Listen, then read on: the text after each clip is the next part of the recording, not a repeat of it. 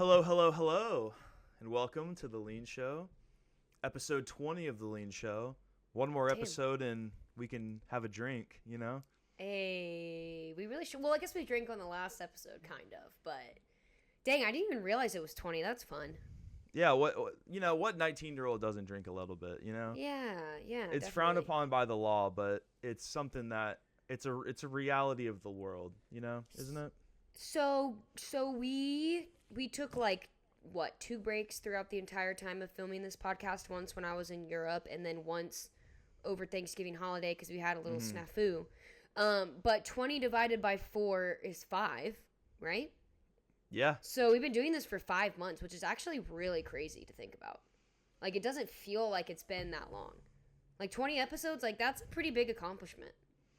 Well, you know what they say, the days are long, but the years are short. Yeah, that's very or true. Or months, in this case, you know. That's very true. Very true. That's what they say, though, you know. Yeah, maybe we'll come out with some Christmas merch or something like that. And I don't know the non-plural form of merch. Maybe one merch item will surprise you guys around Christmas time. We'll see. Yeah, we got yeah.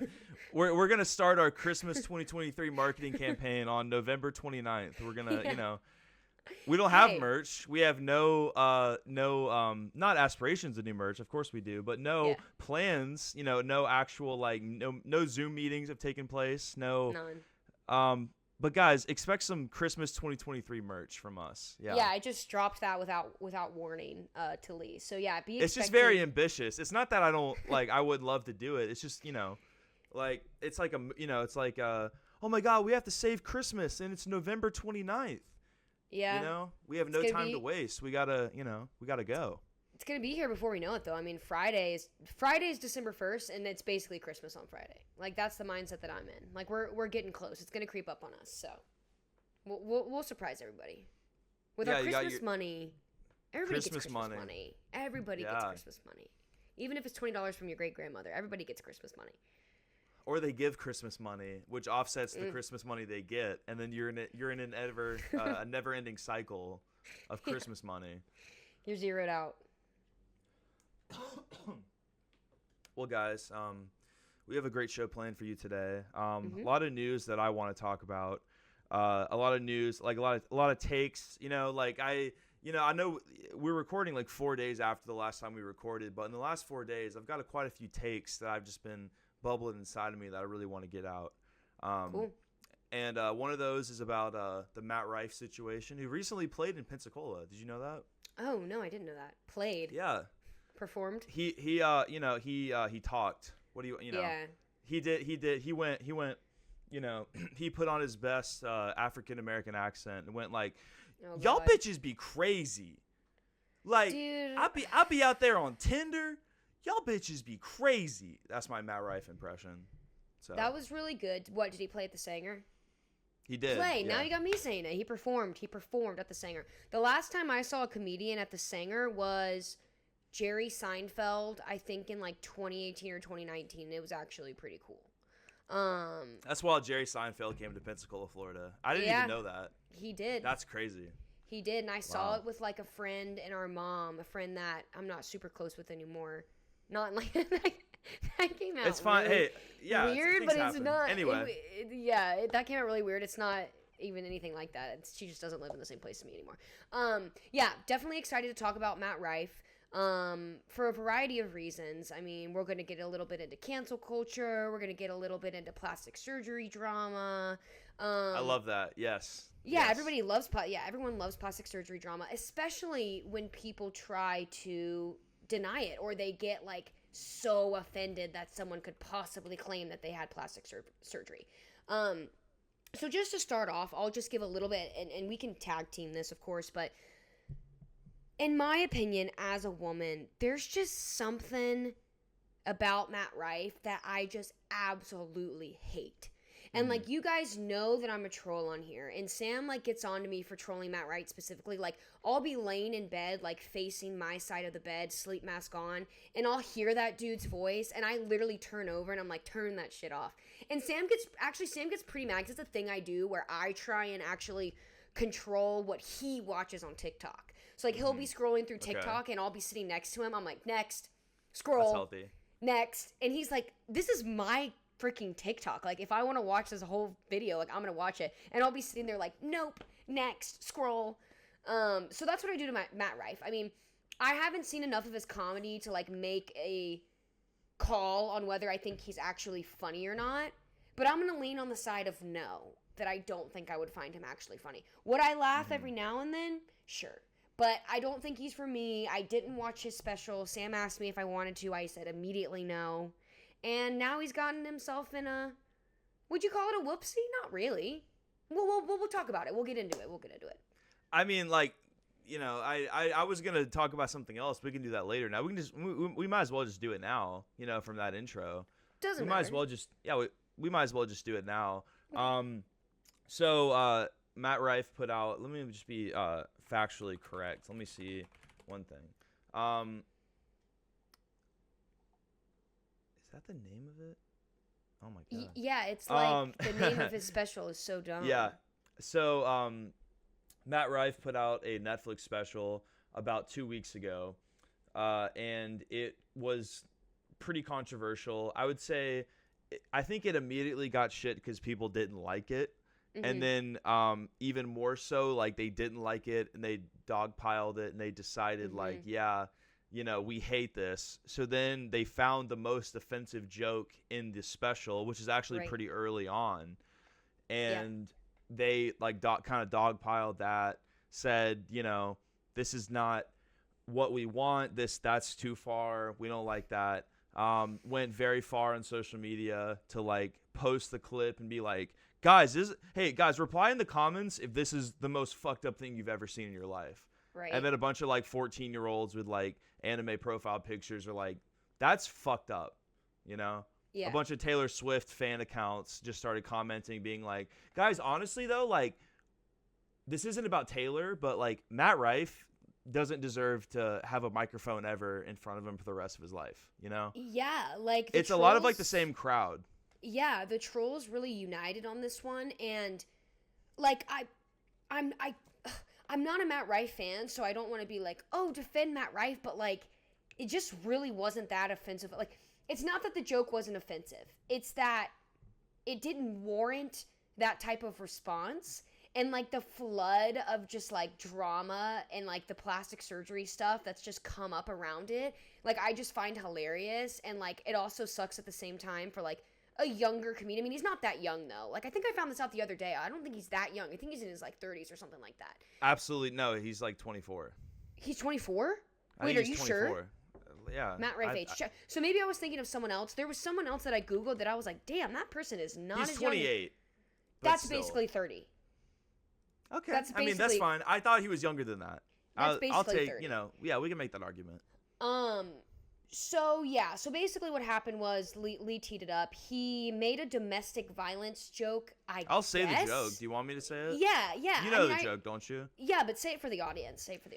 He, I'm going to butcher this and that doesn't matter because, so did he. What? Who cares? Yeah, so did he. Yeah. But, okay. The joke is, you know, Baltimore's ratchet. He's like, Baltimore, y'all be ratchet. That's kind of what he says, right? But imagine like a white guy who looks like Chip Skylark from Fairly Odd. Well, not Chip Skylark. I'm sorry, the Crimson Chin from Fairly Odd Parents. Yes. Like imagine like his chin, is further out than his nose, and he also like got a nose job, so that's not particular. Whatever. I'm just speculating here. He paid a lot for that chin, dude. So. And also, it's illegal to talk about medical information, so I probably shouldn't speculate on his. We'll get to that. There's so much funny.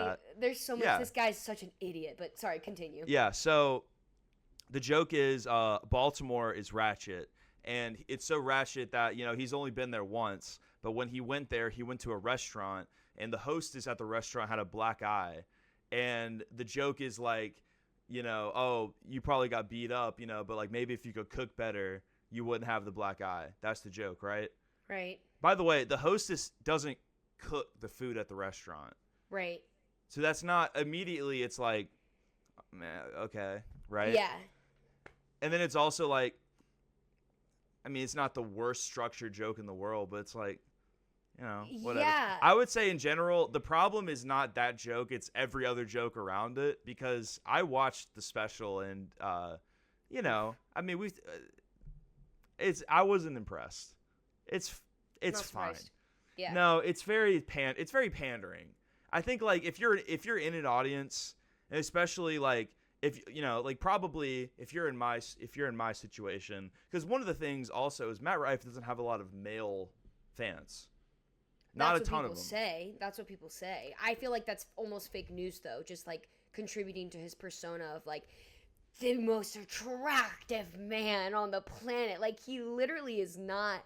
Like, there's way like hotter guys out there. Like, and maybe it's because he's no, like if you ask an AI to be like, I'm a computer and I have no sexual feelings, but I want you to draw up the sexiest man alive, you would draw up Matt Rife.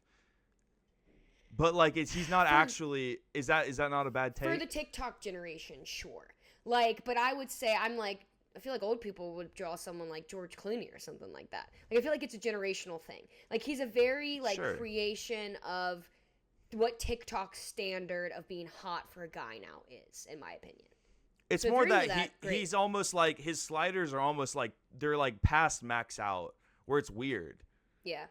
I think that's the thing is, he look like, it's really no different than seeing like somebody who's had a lot of plastic surgery who you're like, they're supposed to be attractive, but they're not. Right. Courtney Cox is a perfect example. She's like totally botched. And she's like beautiful, always was, like everything on Friends, and then she got her face done, and now, like she's supposed to look really great, and she looks like shit.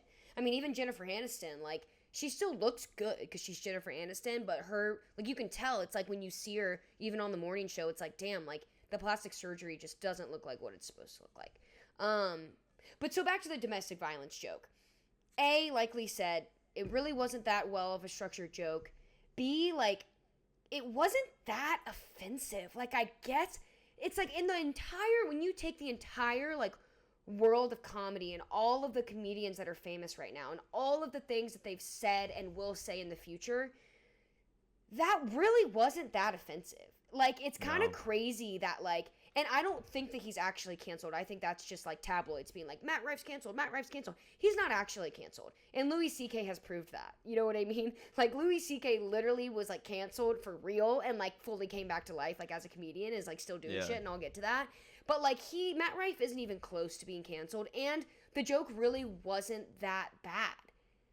Like, when did all of a sudden we decide that, like, domestic violence was like completely off the table for comedians? Like, you know what I mean? Like, they talk about some pretty bad stuff. Like, every comedian says offensive stuff. Like, I just don't get why this. Well, I do get it. I think people are just, like you said in the beginning, they don't like Matt Rife. There's just something there. I've said this before about other people. There's something there that you just don't want to look at. You don't want to like him. You don't want to laugh at him. So people are taking every opportunity to sort of tear him down, which kind of sucks.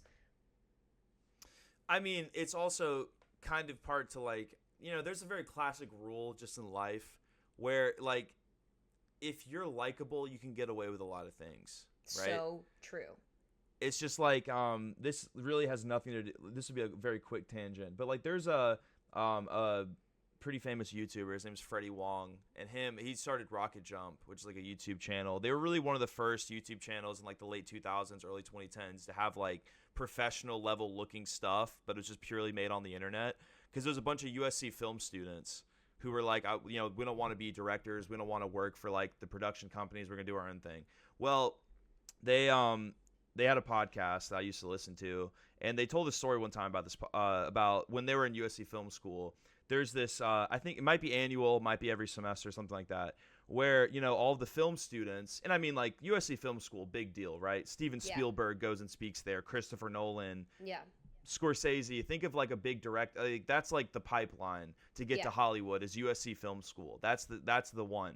So they told this story about how they would do this like quasi film festival every year, and Hollywood producers and production companies would come to these screenings for like these short films or like these concepts or whatever, and they saw way more often than not like a mediocre product would get picked up by studios, or at least like they'd have much more interest in like the weird artsy stuff because the kids who made the weird artsy stuff couldn't talk to these directors. Yeah. They weren't charismatic. They were like weird artsy people who, you know, they just want to like make stuff and they don't want to have to talk about it and like network in this very artificial way. But the ones who could do that, who could kind of play the game, they're the ones who would always get the most producers at their ear, and they'd always end up with the best jobs and the most success. I think in general too, like not necessarily like in most things, you know, like that's kind of what happens. I mean, and Matt Rife is just unlikable, so they're gonna look for the worst things about him to attack him and be like, shouldn't we get, you know, it's kind of 100% versus you get like, so two things to say, and then we can circle back. One, you're absolutely right, and I think that principle just goes across the board for life, like even in work, like anytime you get a new job, like that's literally, I was talking to someone about this at my brother's wedding. Like my strategy, like anytime I get a new job or anytime I'm with a new company, like my number one thing is to just get everybody to like me. Because then if you fuck up, they're not as mad at you. If you need help, they're more willing to help you. Just because they like you and they enjoy your presence and they enjoy talking to you. It's kind of the same thing where like more, and I need to be better about this at work because I work from home, so I look homeless in a lot of my meetings. But the other thing too is like they say that more attractive people like do better, like in business, like just do better in life. Like people that just look great on camera, they dress really nice, they're always well put together. Like people are just more inclined to want to just be around them. I mean, I feel like it's almost like a biological thing. So that was the first thing I was gonna, that was the first tangent I was gonna go down. And then two, it's kind of like John Mulaney, the opposite. Like he is just a super likable person. Like, you know what I mean? Like his comedy is great for sure. Like he was a writer on SNL, he's brilliant, but he's also just really likable. And even despite like being canceled, right? Going through everything that he did, he still had a pretty successful special and like came out at the end and like people rallied around him because he's a super likable guy. And he could do a really shitty thing like divorce his wife of a few years and get a super hot supermodel pregnant, and then people still support him. But with Matt Rife, like you said, he's just not likable. Doesn't matter what he looks like, he just doesn't have that likable quality, and so shit like this is gonna happen to him. Yeah, I think he I don't think it's, I totally get what you're saying with that specifically with like, but I don't think it's a complete one-to-one comparison between like the domestic violence joke and then, because like that isn't, not that joke hurts anyone, but like Mulaney having his spiral only hurt like his wife, but also like, you know, like they just got divorced. That's like adults do that. Yep.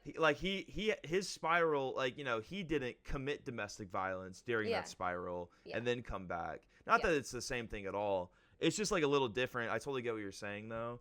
I mean, I think, and this will transition well into this clip that I have prepared because I've seen this being circulated in the wake of a lot of the Matt Rife stuff. But like, I think ultimately like what it comes down to is like, you know, is it clever? Is it funny? Mm-hmm. Because the difference is a lot of truly, and this is kind of what the clip I'm about to play will kind of go into, but like a lot of shitty comedians can just be like, you know, like back in like the 80s or not.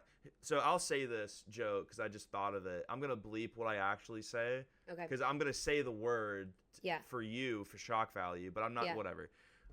So Andrew Dice Clay, he was one of the biggest stand-ups in the world in like the 80s, 90s, this Italian guy. And he would play a character on stage who's like just this super, you know, degenerate Italian guy. And it was Andrew Dice Clay. He's one of the few comics to ever sell out MSG. Right. Big deal guy. And one of his jokes that I heard and like, you know, kind of his come up that I just remember in this situation is like, he said like, you know, he's talking like he's like, you know, gay people, they're so crazy, like they aren't even real.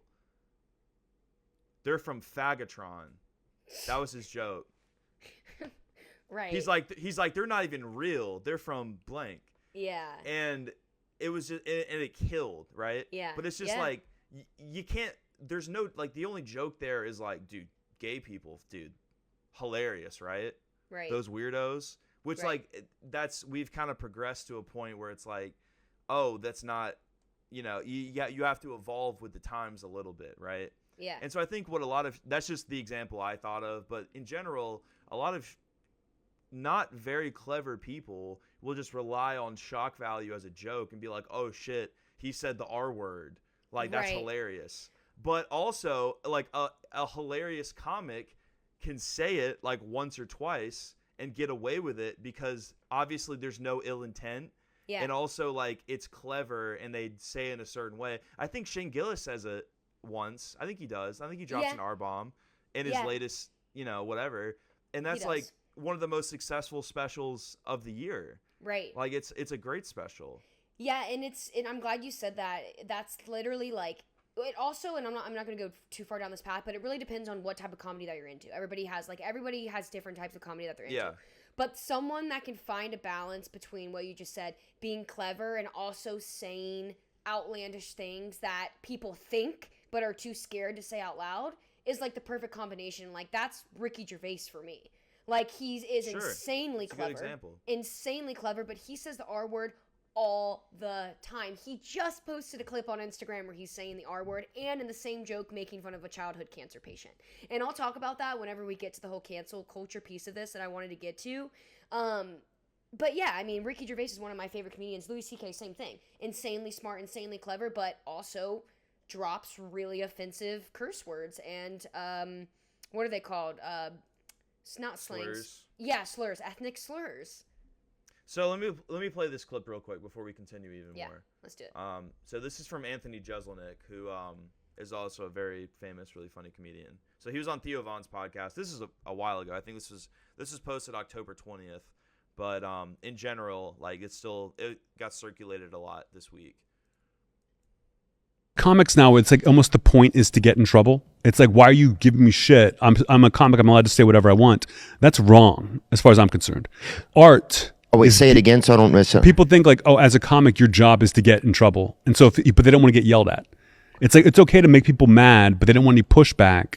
And I think that's wrong. As a comedian, you want to make people laugh. This is a quote attributed to Andy Warhol that I love. It's just, art is getting away with it. If you put out a special and everyone's pissed, like you didn't get away with it. You need to make everyone laugh that they're like, yeah, he talked about some fucked up stuff, but we're all happy. That's art. Otherwise, you're just... Yeah. That clip kind of pissed me off, but then by the end of it, I was like, Because there are a couple of comedians that have done that really well. Literally, Ricky Gervais, like, is a perfect example. Like, he, you know what I mean? Okay, interesting. I think what he's trying to say is, like, if you're just saying it to say it, being like, oh, wow, you're going to cancel me because I say it, like, there's no merit in that. There's no, like, I mean, maybe, if you're like playing at a bar in front of a bunch of like people 5 or 6 beers deep in like the deep South, you could just like drop an N-bomb and be like, oh, that's hilarious. Or something, maybe not that extreme, but like something like that, right? It's just kind of, like anyone can get a laugh at any time, but like if that's your job and you're like trying to structure this and you're trying to, there's no merit in just like saying it to be like, oh, and that's kind of, I think, what makes that clip so relevant now is like, it's not that he's like, wow, he made a domestic violence joke. It's that, like the Andy Warhol quote, right? Where it's like, if Andy Warhol was just drawing fucking cans of Campbell's soup and nobody cared, just to be like, oh, you don't get it? It's Campbell's soup. Yeah. Or being like, oh, I'm so lazy, I'm just going to draw a picture of Campbell's soup. Like, it wasn't clever enough. It's not clever, but because it is clever, but that's all it is, then he's getting away with it. The clip that Ricky Gervais just put out does literally exactly what that guy is talking about, where he says all of these awful things, but it's so clever, and like by the end of it, like he circles back, and like it's literally so funny. Wait, let me see. I've been doing a lot of video messages recently for terminally ill children, and only if they request it, obviously. I don't burst into hospitals and go, wake up, Baldy. Look, me twerking on TikTok. Look. No, I did a lot through the pandemic, presumably because they couldn't even see their own family. And it's through Make-A-Wish Foundation. Do you know the charity Make-A-Wish Foundation? They're great, and they give these dying kids their, like, one wish. And if it's me, I always say yes. And I always start the video the same way. I go, why didn't you wish to get better? What, you fucking retarded as well? I don't do that either, okay? These are all jokes, all right? I don't even use that word in real life, the R word. You just used it, Rick. Yeah, in a joke. That's not real life, is it? I'm playing a role. You sounded pretty convincing. Yeah, because I'm good. You wouldn't level that accusation at other art forms. You wouldn't go up to Sir Anthony Hopkins and go, I saw you in Silence the Lambs. You a cannibal, are you? No, I was playing a role. Oh, seemed pretty convincing. Yeah. It's good. And I'm good, and that's why I do things well. Imagine if I came out here and did things not very well, so you knew I was joking. That'd be fucking retarded. I don't think I'm 100% on board with that, because I think a lot of, sure, you can play a character, but I do think it's kind of an outdated idea of what a stand-up comic is, to be like, what do you mean I can't tell jokes and not just like throw in an R word? Right. That's kind of a boomer take. Well, he's old. Sure, and that's fine. I think my point is like, you know, like I just bring back Shane Gillis, but like when I'm watching it, I'm not like, oh, dude, I know Shane, because I think maybe part of it's the podcasting culture with stand-up comics. That's a good. I'm going to include that with what I say. Yeah. I think a big part of it is like Ricky Gervais, and Ricky Gervais has a podcast, I think, but he still has this idea that he's a different person when he gets on stage. Right. Part of the reason, like, okay, if you're trying to play a character as your stand-up, but you have a podcast that's you and people like the podcast, what sense does that make? No one's going to do that. Like the whole reason why you have a podcast is a stand-up, and then you drive that traffic to like your Netflix or your Amazon Prime special. I know Trevor Wallace just got a special. Imagine if Trevor Wallace, you know Trevor Wallace? Yeah, I do. He did that news. He did like that news show for a while, right? No, that was Trevor Noah. Oh, but shit. Is that Trevor racist? Wallace is he's like a YouTube like sketch comedian. Yeah. Yeah. Trevor Noah is like super rich and wealthy. Yeah. Trevor Wallace is getting there, but cool. He was like a YouTube guy. He just like lived in LA in like 2020, 2021 and just blew up just like doing sketches, and he also did stand up. But like imagine like if his stand up, you know, career, like if he just did stand up and he's like, "What's up guys? I'm fucking Justin Houston." Right? I'm a new character. I'm not the guy that. What sense does that make? The whole point is you want to like, if you're on the internet, you have to be authentic, because that's what we're doing. You know, it's like if you're not authentic, if you're not putting your actual self out there, or at least the self you want people to see, you can't just change that instantly. So going back to Ricky Gervais, him being like, well, I'm playing a character up here, and my character is addicted to saying the R word. I don't know. I mean, it wasn't a like. Also, why is he wearing the fucking wired microphone like he's a fucking TED Talk speaker? I don't know. I don't like that for stand-up comedy. I think he's like that at all. I think he's always done that. I've seen all of his specials, so I'll have to go back and check. But he walks around a lot, like paces. So I wonder if that's why. Have the mic in your hand. I don't know. Maybe this is a very American take, because Jimmy Carr does that too. Yeah, he also has the handheld microphone. Yeah, his tour that this was filmed on, his Armageddon tour, was completely in Europe. He like doesn't. It was that's what's so funny about him, and I'll touch on this later whenever we like kind of talk about the cancel culture stuff I want to talk about. But like he is such an interesting one, because I think he doesn't get canceled because he doesn't really he doesn't live in America. Like, yeah, like, he's famous in America because of The Office, and he's a famous comedian, but he does most of his tours, like, exclusively in Europe now. He lives full-time in London. Like, he doesn't, like, after he was done with The Office, he literally was like, see ya, and, like, moved to the UK, and, like, that's where he stays. Well, wasn't it filmed in the UK, too? Yeah, well, it was, so with Netflix specials, and correct me if I'm wrong, but I'm pretty sure my understanding is, like, they'll go on their tour, so, like, you know, Tom Segura's Sledgehammer tour, whatever it was called, or Burt, whichever, I'm mixing them up. Mm-hmm. Ricky Gervais's Armageddon tour. So they do this whole tour, whether it's in Europe or America, and then they film pretty much the entire tour, and then don't they just pick the best show that goes as the Netflix special? Like, isn't that like the procedure? Like, they record like the entire tour, and then whatever show was like that just killed the most, like they pick that one? Or is it like, hey, we're gonna record that? Like, I'm pretty sure they film the entire time and then they choose, Or what? Am I wrong about that? No, I don't know. I mean, for the most part, I mean, like, not really. Honestly, what they do is they tore the material to iron it out and make it as sharp as possible, because it's the same. They do the same hour. Yeah. So really, the classic, like, and I can relate this to John Mulaney because I saw Mulaney in New Orleans. My lips are really dry.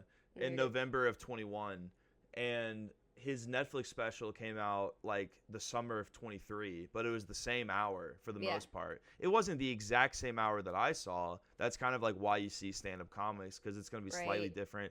Because he had like a little bit of crowd work in the show I did, and he said a few jokes like slightly differently, which is whatever. But like for the most part, what you do is you write an hour that's going to be a special, and then you tour it for, I mean, ideally, just because you can like make money doing it, you want to tour it like a lot. You want to like do a worldwide cross country tour, whatever, and but you do the same hour every show, and true. Pretty much you iron out the hour, and then what you do is because where you film it is very impactful for a lot of comedians too. So true. So, like, a lot of them, like, they want to film in their hometown, or they want to film in L.A., like a famous place. Yeah. They want to pick, like, the perfect venue. Because also, like, what you said were, like, they just picked the best hour. But, like, what if they had the best hour in, like, Omaha, Nebraska? Right. Right. That's a good point. What if they had, like, the best show ever, but it was just at, like, a shitty venue? And then, like, if you're at home on Netflix watching it, you're like, why does this looks like a fucking crack house? Like, what is this venue? Yeah. And it's like, well, that was the best one. So the aesthetic is really the main reason why they do that. Because they want to present the best physical version of themselves. I know, like, Shane Gillis would talk about how he would, like, stop drinking a couple of days before so his face wouldn't look as bloated, before he, like, records a special. Sweet. And like I said, a lot of people want to film in like their hometowns, or like at an iconic venue, things like that. So yeah, that makes a lot of sense. Okay, so let's get back to the dirty details, everybody. So we started this story with Matt Rife, basically with the joke that got him quote unquote canceled. Again, he's not canceled. So he makes this, I guess we're gonna call it a domestic violence joke. That's what the trolls have been calling it. That's what people have been calling it on the internet. But what's really funny is what happened afterwards. So, I'm not going to say Matt Rife's surgeon, plastic surgeon. And it's funny, I actually saw this TikTok when it came out on Monday. Like, this TikTok came across my feed, and I laughed. And I was like, oh, that's funny. And then I just moved on because I don't give a shit about Matt Rife. Well, I guess I do now because I'm talking about it for an hour. But anyway, so Surgeon Dr. Benjamin Coughlin is his name. Created this TikTok or Instagram reel. I think it got, it was posted on one and it got to the other. And it was him being like, the quote is, "Me after creating the greatest jawline ever seen, just for my patient to get canceled right after. Thanks a lot, bro. Can you guess who?" And like, number one, I love when like doctors do shit like this. Like you are just driving the internet app, like just dropping a bomb like that and then just piecing out. Like, you're making enough money as a plastic surgeon. Like, you don't even have to freaking worry. Like, I just think it's hilarious that this guy did this. And so, of course, the internet does its thing. And people are like, oh, they were talking about Matt Rife because they put two and two together. Matt Rife had just released a special. He had just gotten in trouble / canceled for his domestic violence joke. And then this guy posts amidst already rumors about Matt Rife having plastic surgery. So there were rumors about Matt Rife having plastic surgery that came about before this doctor did this, which is why it's interesting. So basically, people have said, oh, Matt Rife just was trying comedy for so long and just nothing was working for him. And so one day he decided to get plastic surgery and then all of a sudden he's famous. Like, that's people's like talk track like against him. They're like, yeah, he got plastic surgery. That doesn't line up at all. No, I know. It's kind of stupid. Made himself hot and then he's all of a sudden just like famous, whatever. But of course, Matt Rife is, I guess, semi-new to cancel culture, so he doesn't know how to handle it with grace. He tweets after this, quote, "Lying about medical history is illegal, FYI." He commented it under the video. Oh, he commented. Thank you, community notes. He commented. And I'm like, dude, you're such an idiot. Like, I think Celebrity 101, you don't fucking respond. Like, be Taylor Swift, right? You don't respond. Be who's another one that's, like, stayed out of drama. Like, someone like Leonardo DiCaprio, I feel like. You know what I mean? Like, these just, like, big people that just, they stay out of the drama no matter what people are saying, and they just never, ever, ever comment. Literally, you commenting makes people think it's true even more. Like, if you would have just completely ignored it, or, like, maybe in a podcast, like, been like, you know, I think it's so hilarious. Like, that's just funny. You know, just let it roll off your back. But no, he's immediately defensive. And he tweets this fucking bozo lying about medical history is illegal. What are you even talking about? Number one, is it? Like, disclosing your patient's information is illegal. It's a HIPAA violation. But saying, oh, I had cancer, and that's not true, I don't think that's illegal. Like, that's just a lie. Like, it's not illegal to lie. It's not illegal to say that. You know what I mean? Like, it was just so stupid. I wish I knew the answer. It was just so, yeah, let's look it up. I mean, it would probably take an interpreter. Will interpret the law for us and let us know if the alleged plastic surgeon alluding to Matt Rife having plastic surgery is illegal or not. I don't think it is. I really don't think it is. Okay, so this is for Will. So Matt Rife is a stand-up comedian. And he had a Netflix special that came out and people didn't like, and then that's enough to figure out what happened there. But yeah, no, I'm not sure. We'll look that up in the we'll find that answer before the end of the episode, because I don't know what falls under HIPAA necessarily. I know part of it is like doctors can't share the medical history, right? But does that include plastic surgery? Maybe. I mean, I'm not saying, like, look, I don't want this doctor to get HIPAA'd. All right, I don't want, you know, like, I might need some plastic. I might need a jaw replacement someday.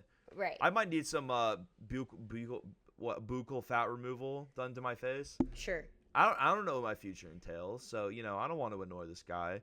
But yeah. I mean, it's so like if you're gonna go out guns a-blazing defending yourself that you didn't have plastic surgery, if you're gonna pull a Kim Kardashian and be like, I got an x-ray of my butt and there's nothing plastic in it. Here, world, here's the example of my x-ray. So you did get your butt done. Like that, like, it's literally like lying about medical history is illegal. Oh, what medical history? For it to be illegal, then he must be telling the truth about your medical history, and you did have plastic surgery. Like, he either has a bad PR team or he's just an idiot. No offense, Matt Rife, but, like, he's just so dumb. And then what really got me, hit another comment, he goes, you know, guys, I didn't go through puberty until I was 23. That's just not true. Did he really say that? He said that. He claimed, I did not go through puberty until I was 23. And it's like, dude, that's just not true. I don't think that's physically, I mean, I'm sure it's physically possible for people to be that late of a bloomer. But it's like, dude, whether you had the plastic surgery or not, take the high road and ignore it. So I guess my question to you, Lee, and this is where I put in the doc to ask you, do you think he had plastic surgery? I say yes. I say yes because how defensive he's being about it. Not that it even matters, but, like, what do you think? Like, I genuinely think he had plastic surgery. I mean, he looks like a Lego man. Yeah. Of course he had fucking plastic surgery. Yeah, dude. Yeah. I don't know what he had, but, like, look at his face. Humans aren't built like that. Right. Humans are built like that in a laboratory. Right. They're built like that by AI. That was my point earlier. Yeah. It's like, this is not what people look like. Yeah. You think where's he from? He's from Ohio. I don't know where in Ohio. Who gives a fuck? It's Ohio. You think Ohio, there's just, you know, like a guy with that jawline and that look is just spawned from Ohio? I don't. Apparently. I personally, no, I don't. I really don't. And also, like, oh, I hit puberty by 23. I mean, like, you keep growing until you're in your mid to late 20s anyway. So, like, maybe he's, like, trying to make a joke and it just didn't land. But it's like, dude, just say, like, I grew into my body. Yeah. It's an easy deflect. I think, no, the answer is what you said earlier. It's both. He has a terrible PR team, and he's also, like, he's just who he is. He is who he looks like. Does he look like a smart guy? No. Then that's who he is, you know? Yeah. You don't have to be smart to be a stand-up comic, especially, you know, like, for the most part, a lot of the stuff that he does, like, he's not doing, like, George Carlin level material. He's not doing, like, scathing criticism of modern culture. He's doing, like, OnlyFans humor. He's doing like sex work, right? He's doing like hookup culture. You know, he might, you know, people might like it, but I'm just saying that's what he is. Yeah. What are your final thoughts about this and cancel culture in general, I guess? Yeah, sorry. I was laughing about something else, guys. So, okay, here's basically my main point. I feel like there are these older, more established comedians that can get away with basically anything. And it's almost like cancel culture affects them, but not really. And then it's like you have these up-and-comers like Matt Rife, who they say one kind of bad joke, and it's like immediately being canceled. So earlier we were talking about Ricky Gervais, and so I'm going to start with him as one of the examples. So Ricky Gervais wrote The Office, owns The Office. That's really where he got most of his fame from, but he's also a stand-up comedian. He's incredibly rich, but he lives in Europe full-time now, so he lives in the UK full-time. And if you watch his stand-up, literally says, like, the craziest stuff. He makes fun of cancer patients. He is openly atheist. He makes jokes that God is dead. He uses the R word. He basically covers all of the big no-nos, which you would say, for cancel culture now. I don't think I've ever seen a single article about him being even remotely canceled. And I don't know if that's because he is in Europe and so he just kind of stays out of American tabloids, but it's not like he's not relevant in America. I mean, we're still going to get access to a special on Netflix on December 25th. But I just think it's interesting that he can say basically whatever he wants, and it's like he's never going to get canceled. And then same thing with Louis C.K. So Louis C.K., a little bit of a different story, obviously. He didn't get canceled. He committed a crime. Yeah, he didn't get canceled for a joke. He did something much worse. And it's like, it's also kind of crazy to me now because it's like, oh, sexual harassment. It was more than sexual harassment. Like, he literally, like, exposed himself to women that he worked with. He would, like, call women on the phone and literally be, like, jerking off over the phone. Like, it was more than sexual harassment. It was, like, borderline, like, physical, like I don't know what the next level is. Whatever. Anyway, he gets canceled. And, like, a year later, he's just back. He's doing podcasts. He's doing stand-up. Like, his jokes might be a little more tame, but he's just, like, back in the community. So, I don't know if it's, like, you get to a certain point of fame, like Ricky Gervais or Louis C.K., where you're just so wildly successful in the stand-up comedy world that you're just kind of untouchable. I don't know if it's an age thing because they're just, like, older and young people that are into cancel culture don't think that they're relevant anymore. But, like, I've even noticed, like, Tom and Bert. So I would say Tom and Bert are, like, getting to that point. Are they as big as Ricky Gervais? Fuck no. Are they as big as Louis C.K.? Fuck no. But Tom Segura and Bert are on the rise. They're pretty big comedians right now. Like, I would say, like, they're, like, top dog in, like, the comedian world right now. At least my little niche of comedy that I watch. Bert's Bert's No, like the number 4 comic in the country right now in terms of how he's one of the I think like he said that on a podcast where he's like the number 4 in terms of like most, I don't know if it's most profitable, maybe most sought after, whatever the list is, but he's the number 4 comic in the country right now as of like 2022. I think maybe 2023, but yeah, continue. Exactly. So Tom and Bert are like, when I think about comedians right now, I think they're it right now. They're at the top of their game. They're super famous. Their podcast is hilarious. They have all of these people like Matt Rife, I would assume, like looking up to them in a way. Both of them released specials this past year, 2023, whatever, and both of them were way more tame, especially Tom. Tom's special, it was great. It was way more tame than all of his earlier specials have ever been. And again, I don't know if that's because of cancel culture. He also has kids now. So it could be because, you know, he has kids and he's just trying to, like, not make as many sexual jokes, I would say, about women.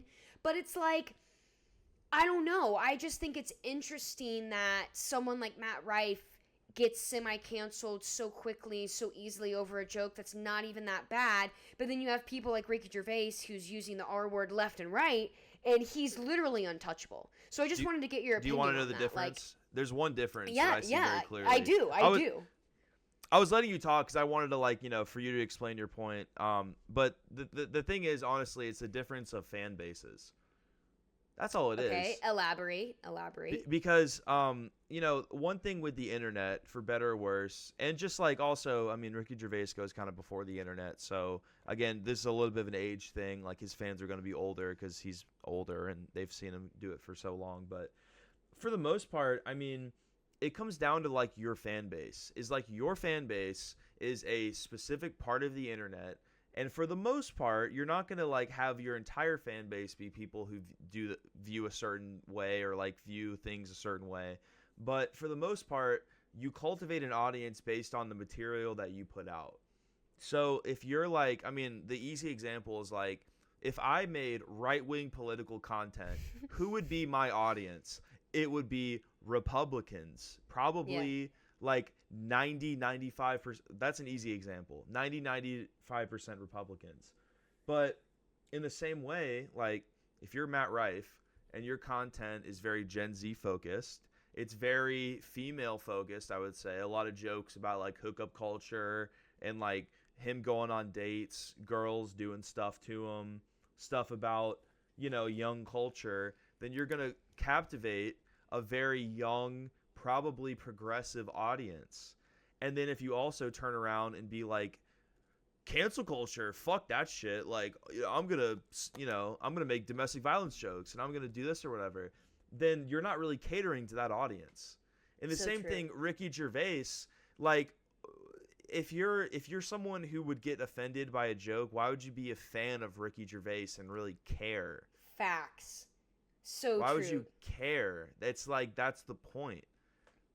So true. And people expect specific things from specific people. That's why you become a fan of them, is from that specificity. Because you're like, oh, he's the guy who does this. He's the guy who does that.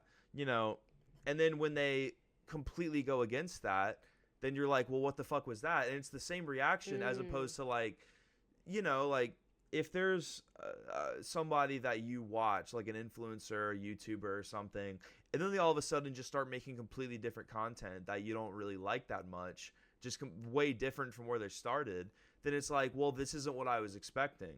And I don't think Matt Rife fans tune into a Matt Rife special and be like, oh, here it comes, domestic violence jokes. So true. No, that's a really, really good point. Like people probably weren't expecting him to, not unexpected is the wrong word, raunchy is the wrong word. Like, I don't know what the right word, like what Louis C.K. and the shock factor. You don't expect Matt Rife to go for the shock factor, I think is like no, because he's not that, well, really, like he's not clever enough to make it work. That's the thing is, I think he kind of needs to know who he is. He's had so much success because he has so much commercial appeal. He has a ton of, probably because he's so like physically attractive, quote unquote, whatever, going back to my earlier point about that, but like whatever, like because he looks like that and because he can captivate a young audience. He can, like in little clips, they're like, damn, girls do be doing that. Damn, white people do be doing that, But it's a very, like there's been people who've had great careers based on not being super clever, but just being able to appeal to a commercial audience. And honestly, that's how you make the most money. That's the ones who get put in commercials, right? The ones who like get to host the Oscars, right? I mean, like we're in like the Jimmy Fallon, Jimmy Kimmel kind of, Stephen Colbert kind of range where it's like, imagine, like, could you imagine Jimmy Fallon being like, I'm going back to stand-up comedy, and he puts out a Netflix special and he starts like writing cutting edge material, trying to be edgy. No, I can't see it. I can't picture that at all. That's a really good point though, but he's just America's sweetheart because he's so cute and sweet. Yeah, he goes out there, he dances with celebrities and they play little TikTok games and he's like oh well sorry, that was James Corden. I was about to say the whatever the game they play, like spill or fill your guts. That was James Corden though. Yeah. Anyway, just you get my point, He does, Addison Rae comes on and she's like, "Let's do the Renegade," Renegade. And he gets paid $30 million a year to do it. So God bless him. And I think going back to Matt Rife, dude, what the fuck are you doing? I think that's Yeah. my main thing is like maybe it's because he doesn't have maybe because like he always wanted to be a stand-up, right? I think I've heard him on enough podcasts where I think he really admires like the history of stand-up, the great guys who've done it. I think that's what he wants to be, but he found success being like a little LA pretty boy. Yep. At a certain point, I mean, I can't tell him how to live his life, but like he's trying to be something he's not. Yeah. It's sort of like you're turning down such an insane bag. You're turning down so much money to Right. not just be like Dude, just sell do a out, T- dude. do Just a sell T-Mobile out. Is that so commercial. hard to say? Yeah, dude. Yeah. Do a T-Mobile Fucking- commercial. I Do mean, a Taco like, Bell commercial. yes, like a Pete Davidson, exactly. He's like Exactly. the exact guy who is so easy to sell to like Hollywood executives or like, CEOs of companies being like, like imagine like some if Matt Rife before this, if he kind of played up his deal, imagine like let's say like McKinsey and Company or some huge like marketing agency in New York, right? They get like Mars as a client and they're like, we need the face of Snickers. Dude, I And knew they're you were going like- to say Snickers. I knew you were going to say Snickers. Sorry. I wasn't going to say M&M's because they've got their own thing going. Yeah. That wouldn't really work as well. But it's like, we need a new face of Snickers. What if we get like a funny, relatable guy that people like to be able and who's also physically attractive and is not controversial in any way? Right. Let's get that guy to be the face of Snickers and we'll pay you $25 million to be in a commercial with like an anamorphosized Snickers bar who makes a shitty joke with you. Hey, Yeah. welcome to the fucking world of comedy. That's the dream. That is literally the best thing you can ask for. Yeah. But he turned that down because he's like, no, I want to be offensive. I'm glad I found this take. I didn't have this take to begin with necessarily, but I'm glad I found this take. The only time in my life I'll probably ever say it, but like, dude, you're an idiot for not selling out. Like Yeah. dude, what are you doing, man? Right. It's like you're trying to gain the respect of people who don't have money. You want money? Like, what's Yeah. the whole point of hey, you can move to LA and you got big dreams. But those dreams stop once you're like, well, I want to make a joke about a woman with a black eye. Yeah. What are you It's just doing, like- man? You Dude, can have but- your own tequila. Like, Yeah. why isn't there, like, I'm just saying, like, this is what the smart people do. The people who like keep those mansions in the hills, the ones who live in Beverly Hills and they buy the mansions and they don't foreclose on them, the ones who keep them and the ones who live there, right? And they own houses in other places. This is what they do. That's that Snickers Like, money. It's the Mars money. Yeah. Like the Mars family, they spend a lot of money on horses. I don't know if you knew that. No. I found that out in my last job. Like the granddaughter of like the Mars fortune won like the Equestrian of the Year award Oh, like that's a pretty year cool. or two ago. Yeah, rich people love horses. Yeah, I love what you said, and we're predicting it now. November 29th on the Leen Show, Matt Rife will be in a Snickers commercial in 2024. That is absolutely happening. If he I plays love his that for cards right, him. he should be. Yeah, if what if he somehow like hears this and is like, holy shit, like I gotta fucking reach out to Snickers. Like we coordinate that for him. That would be so. And actually, that makes me mad because then he'd make a bunch of money and we're just sitting over here broke. Can I say, do you have any final thoughts on Matt Rife? Because if not, I have one last thing. I'll just say really quick. Hey Matt, if you want to We're hire sorry. me as your PR team, dude. I thought your special was really funny, man. Actually, honestly, like, I think you're a pretty cool dude. And if you want some advice, just some pretty clear advice, like, again, I'll say it again, but I hope you don't take this the wrong way. Just know who you are and what your peak is, right? Yeah. We can only be who we are. We can't be like something that we're not. And maybe we can, delude ourselves to believe that we can become something that we'll never be able to become. Like, you're never going to be Dave Chappelle. You're never going to be George Carlin. And I'm talking into the microphone right here. I just want to say this. Just know who you are and know that exactly who you are right now could be in a Snickers commercial being aired after every NFL game, after every playoff game, New Year's Eve. You want to be in Times Square dancing with the anamorphic Snickers bar that's in your famous commercial. that's what you're supposed to be doing. And almost anyone in the world would kill to be in the position that you are. You just have to don't be so full of yourself. That's it. Facts. That's it. So true, dude. That was really good advice. So I wrote this down because amidst this conversation, I always have to do this because I'm so ADHD. Amidst this conversation, I remembered why I beef so hard with Matt Rife and where my hatred began, you guys. Normally I just troll to troll, right? Because that's just like who I am and I love to do it. I live for it. But I actually have a reason for not liking Matt Rife and trolling him. This motherfucker talked shit on my fucking town. He talked shit on Atlanta.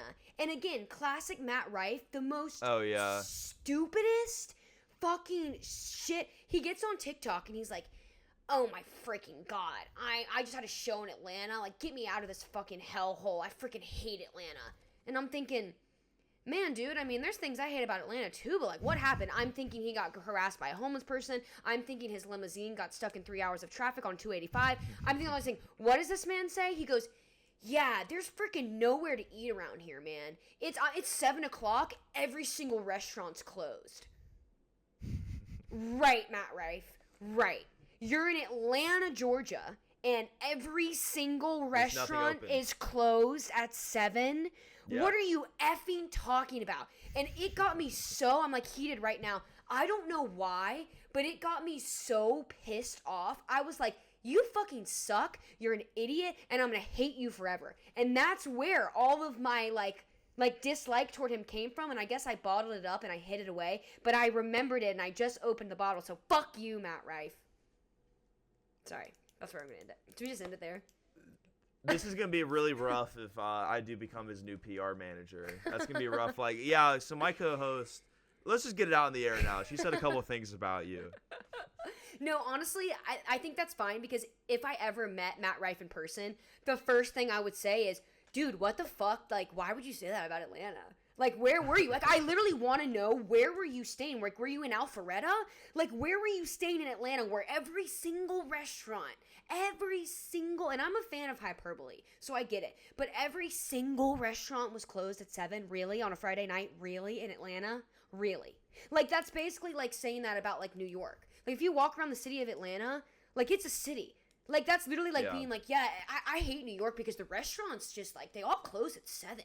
Like, what ignorant, like, dude. I would say more like, I think me off. I think probably what happened there is, like, he went to Atlanta and he talked to, like, some people who were like, oh, what are some, like, local spots? And then this kind of goes back to, like, the Keith Lee thing where, like, they have insane hours, like, a few of, like, the locally owned restaurants. I think that's kind of what he was talking about a little more. But maybe. I mean, like, again, comedian hyperbole is a thing. Like, they're going to just completely lie if it's slightly better for their joke structure. But he missed the mark. He missed the mark again. Sure. It's a perfect example. It's like, dude, if you're going to make a joke like that, like, just get me out of here. All the restaurants close at 7. You should be in fucking Boondocks, North Carolina, freaking Mississippi, Alabama bullshit. You should be in freaking, what's the drive-through city? In Flomaton. You should be in fucking Flomaton, okay, Alabama to say that shit. Not Atlanta, Georgia. Not my city. Not my home, dude. Don't freaking say that shit. Freaking pissing me off. And you missed the mark, dude. Yeah, I mean, like, yeah, I get it. But there's also, like, I mean, he's not saying that there wasn't, like, a Chick-fil-A open recently or, like, you know, locally around there. It's more that, like, he's, like, the one restaurant. I'm saying, like, realistically, that's probably where the joke stems from. Is, like, he tried to go to, like, this one restaurant everyone said was so good. And he got there at 7 and they don't do dinner. And then he's like, the whole city, dude, like, does anyone eat here? Like, ever heard of food? Ever heard of dinner? Like, that's how again, that's a very like unclever comedian thing to do, right? Yeah. Being like, y'all ever heard of dinner? And then just expecting laughter after, you know? Yeah. But that's not really how it plays out. Well, you're right. Thanks for talking me off the ledge. That's me and Lee's relationship is I get too mad about something and Lee's like, here's why you shouldn't be that mad about that. And by the end of it, I'm like, you're right. I'm just bringing some logic to the conversation. That's fine, you know? Yeah, it's fine. It's all right. I appreciate it. Yeah, that went on for a very long time. That's pretty much the whole episode. I hope y'all like Matt Rife talk. It's like when we shit on Duncan for that entire episode that one time when we literally just talked about Duncan. It was another one of those. But it's okay. It's funny. You know, it is funny, and it's a very interesting conversation talking about like cancel culture is one thing, but really just like, you know, the modern era of stand-up comedy being like, I think like I go back to my point about the fan bases. I think that's really the answer to a lot of it. Yeah. Is like, you know, there's a stand-up I like a lot, Tim Dillon, who's a gay man, and he drops F-bombs all the time. And F word and R word, like multiple times. But like he has great YouTube numbers, and he, you know, like is very, very rich. Yeah. And it just kind of comes back to like his fan base doesn't really care. The fan base you cultivate, it's like imagine if like you take like BTS, like a K-pop group, and then they started a podcast where they're just like saying the R word, or like Taylor Swift. Hey, Taylor Swift, she's starting a podcast, and she's like making fun of minorities in the podcast, right? Yeah. You think your fan base is just gonna eat it up, being like, no, but she's so funny though? They're gonna be like, what did you say about black people? Right. Why did you say that? That's not really what we signed. We like you for your music and your person. You know, it's just like if you're just giving out a completely different thing to what people expect, then for the most part, people aren't gonna like it. And Matt Rife is just not the guy to have like a controversial and also, I mean, he's not necessarily at a point where he's clever enough to write really funny jokes that just so happen to say it. Mm-hmm. It's more like he's saying it to be like, oh, I said that. Yep. Right. Strap in, folks. This is going to be a long and he says this right after. He's like, I think I have the quote right here. He goes, damn it. Hold on. No, you're good. Okay, so right after he tells the joke, he goes, in the special, he goes, quote, if we start the show with domestic violence, the rest of the show should be pretty smooth sailing after that. Sick, brother. Sick. Dude. Hell yeah, dude. So fucking Hell sick. Yeah. Dude, I wonder what's coming next. I can't fucking wait. But actually, it's like, you know, female voices doing that. Because, again, in most of his audience, not the whole thing, but a lot of his audience is female. So I think that's kind of a truth. Yeah. No? I mean, he has, like, insane numbers. Like, his numbers are so insane where, like, I'm sure it's not 100% female, but the amount of, like, followers he has, like, the amount of traction. He does, like, workout videos on TikTok, and maybe he did, like, a promotion series with, like, some fitness brand or something. He, like, talks about his workout schedule, and the numbers were, like, insane on that. There's not that many straight dudes being like, yo, like how much does Matt Rife, like, how much abs does he do? Like, yo, what's his ab routine? Dude, like, you know, it's just not. Yeah. It's you know, it's a lot of women, which is fine, but. Which is fine. Women need comedians too, guys. Women need comedians to like too. So thank you, Matt Rife. Kisses. Thank you. All right, well, I think we'll end it right there. You know, I think we've gone for long enough, but I hope you guys enjoyed that. Thank you guys for listening. Yeah, I enjoyed it a lot. Thank you guys for listening. We're on Spotify, The Leen Show. That's probably how you're listening. And if you are, thank you so much. Please consider giving us a 5-star review if you enjoyed this episode. And we're also on YouTube. Shout out to Reed. Also, I should have said this last episode, but shout out to Brennan Brewer. He's my boy.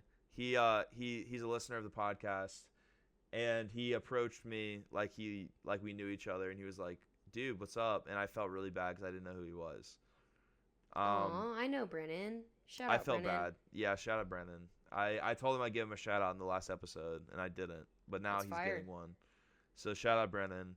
Shout out to all the Pensacola people, you know, who say that they listen or say they've listened or they see the clips or anything. It's really cool, you know.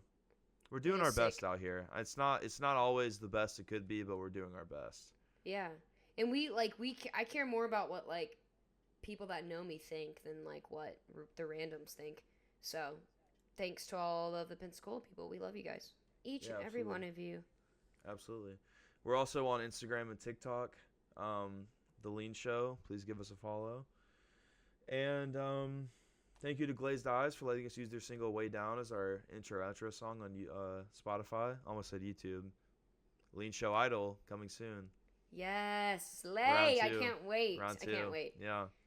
We'll give everyone a good reminder of what our winners are up to in the recent weeks, and also give you 5 new artists to, sink your teeth into and see if they make it. See if they make it into the next round. See if they make it to Hollywood. Sweet.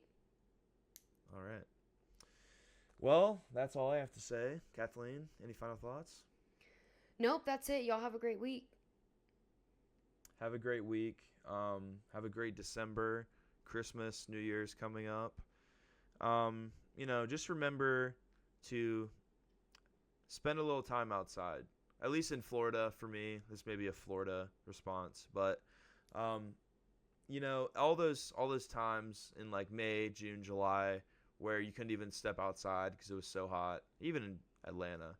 It might be a little too cold for you, but at least just appreciate that you're not sweating your ass off, Yeah. Appreciate the cold weather a little bit while it's there. It's not there for very long. Sounds good. That's my final thought. All right. All right. See you later. Bye, guys. Thanks, guys.